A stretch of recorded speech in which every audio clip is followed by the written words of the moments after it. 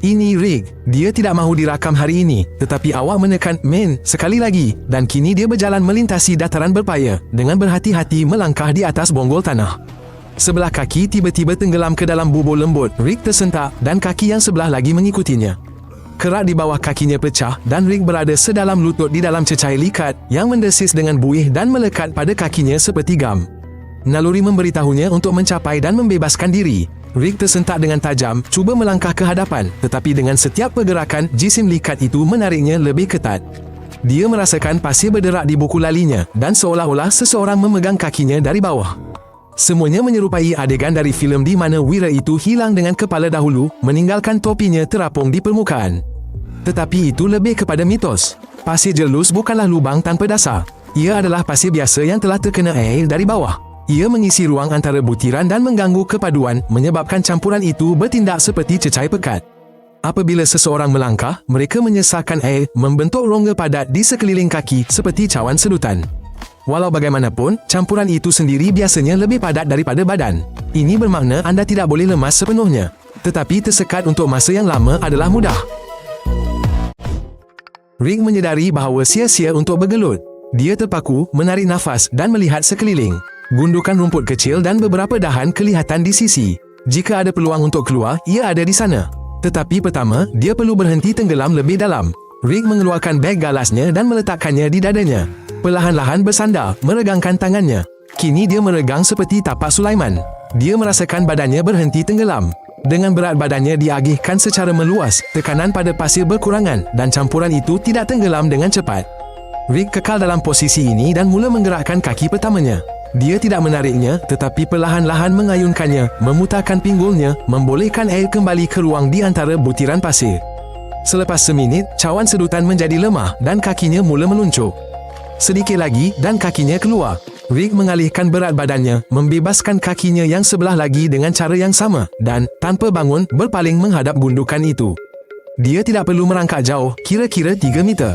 Tetapi dia perlu bergerak perlahan-lahan. Rick merangkak terus dan ternampak sebatang dahan kering yang diletakkannya di bawah dadanya. Sekarang lebih mudah, beratnya bukan sahaja di bawah lututnya, tetapi di sepanjang tiang itu.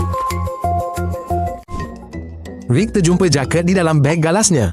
Dia boleh meletakkannya di bawah perutnya dan menjadikannya bantal yang lebar. Dalam pasir jelus, bukan yang terkuat yang terselamat, tetapi yang mengagihkan berat badannya dengan betul.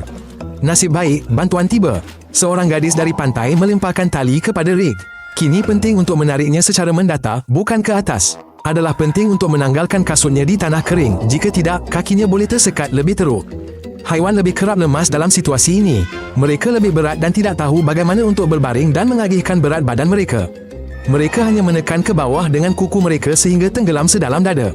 Orang ramai perlu menggelongsorkan papan di bawahnya. Jika tidak, mereka tidak akan dapat menariknya keluar.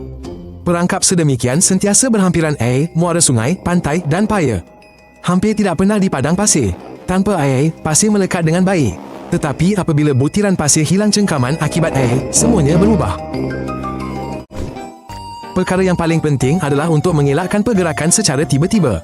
Pergerakan yang tiba-tiba menolak air keluar menghasilkan cawan sedutan. Pergerakan yang perlahan dan lancar, sebaliknya, membiarkan air masuk kembali dan membolehkan kaki membebaskan dirinya. Perkara paling buruk yang boleh anda lakukan ialah cuba melompat dan berlari. Berat badan anda tenggelam ke dalam tumit anda, keraknya pecah dan anda serta-merta tenggelam lebih dalam. Lebih baik bergerak seolah-olah anda berada di atas ais nipis, merangkak, perlahan-lahan dan luas. Anda boleh mencuba eksperimen di rumah, ambil campuran kanji dan air.